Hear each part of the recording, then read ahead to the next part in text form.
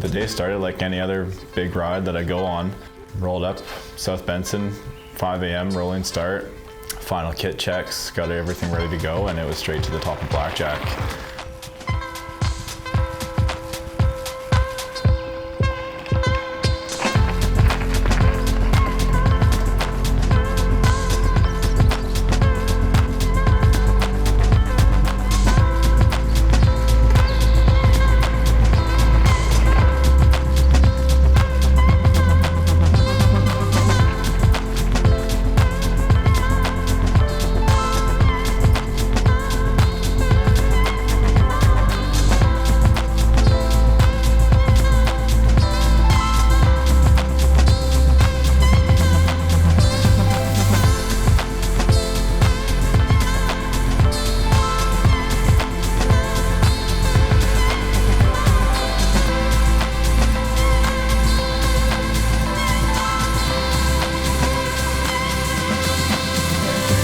The days leading up to this ride, there's so much planning, especially with an electric bike, like the logistics that we had to sort of consider. I don't believe anyone's sort of set up a generator in the woods and recharged e-bike batteries for an Everest ride. As soon as I started riding, it was all kind of put to the back of my mind, because it was like, now we're just into it. There's nothing left to do but ride.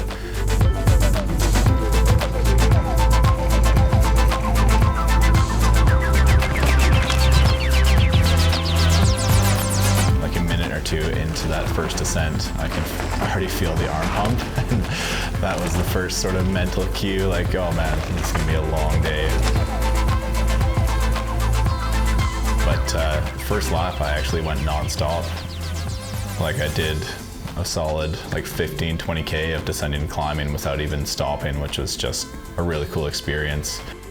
South Benson I'd consider like probably top 3 most popular riding destinations on the entire island.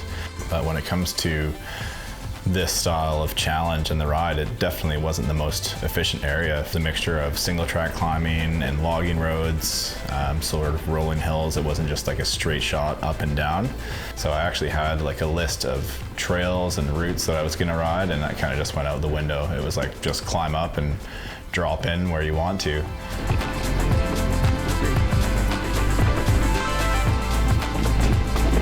Each lap, about an hour and a half, and it was anywhere from like 20 to 30 kilometers on one single charge. How'd that go? It was good.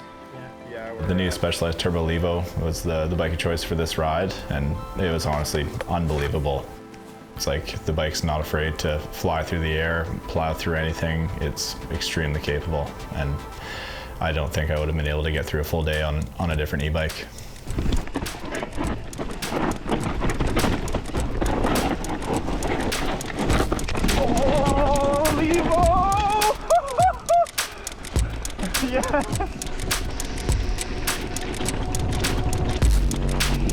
Oh, we're still going.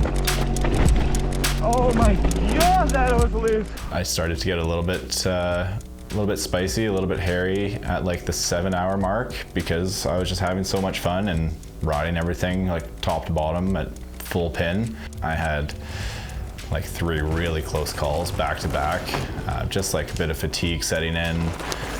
Almost like my depth perception or descending became like a bit delusional, kind of like autopilot, but then, you know, the front wheel loses traction out of nowhere, and you're like, you really come back to reality real quick.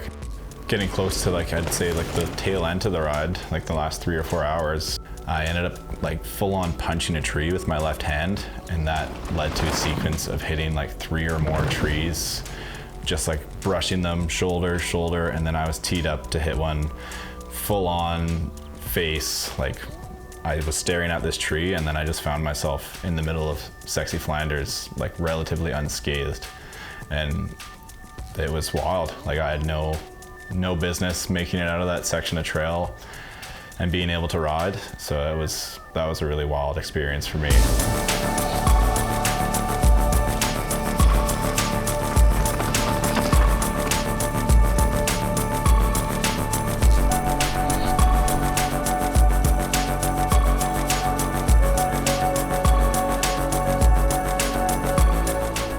Funny, you know, keeping track of the pace throughout the entire day. Like, we were hours ahead of my projection for the entire ride, and then, yeah, the last couple hours we had, you know, a few unfortunate circumstances. Something is up. Jeez. Okay, just point her down. Here we go. Deal with that later. I think what we were doing with the bike was so extreme that we started to sort of see the signs of that. Some connection issues sort of led to some troubleshooting with the bike in the last couple hours, which definitely bit into a little bit of the time. I set the goal of like 12 hours moving time. We finished at 11 hours, 37 minutes of moving time. Elapsed time though, I think was, I want to say, yeah, at least 18 hours. So we had a good 5 or 6 hours of stoppage time throughout the day. Another element of frustration was, this was in like the last hour, I was at like, I think I was at 8,000 meters of climbing, and I told myself this is my last time leaving base camp. And I'd climbed for about 20 minutes, and I looked down at my cycling computer and I'd forgot to turn it back on. So I actually had no idea how many meters I'd climbed in those 20 minutes or so. So that was like the last thing I needed at that point of the day. Like, oh man, I'm gonna have to do an extra lap just to make sure I crested over the Everest elevation. So yeah, I didn't really know when I crested over, because I waited till I got to like 8,900 was where the last time I looked at the cycling computer, and that's when I just turned around wherever I was. I was like, yeah, we got this.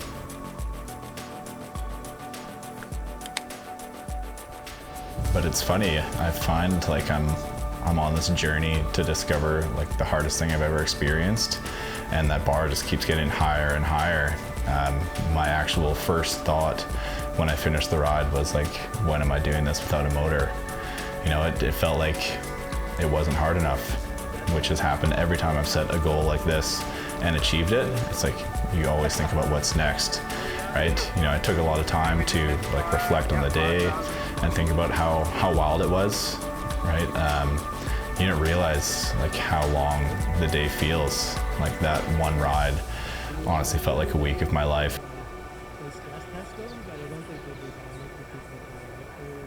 Although the ride was only a couple days ago, we've already got our sights set on the next Stevie Smith Memorial ride. So next May 10th, I am going to attempt an Everest challenge on Mount Everest on a bike without a motor this time. So it only makes sense. You know, I've done an Everest on my road bike, done an Everest on an electric mountain bike, so now we got to do it for real. I think Provo is going to be the greatest spot to do that. Yeah, circle your calendars. Let's get it.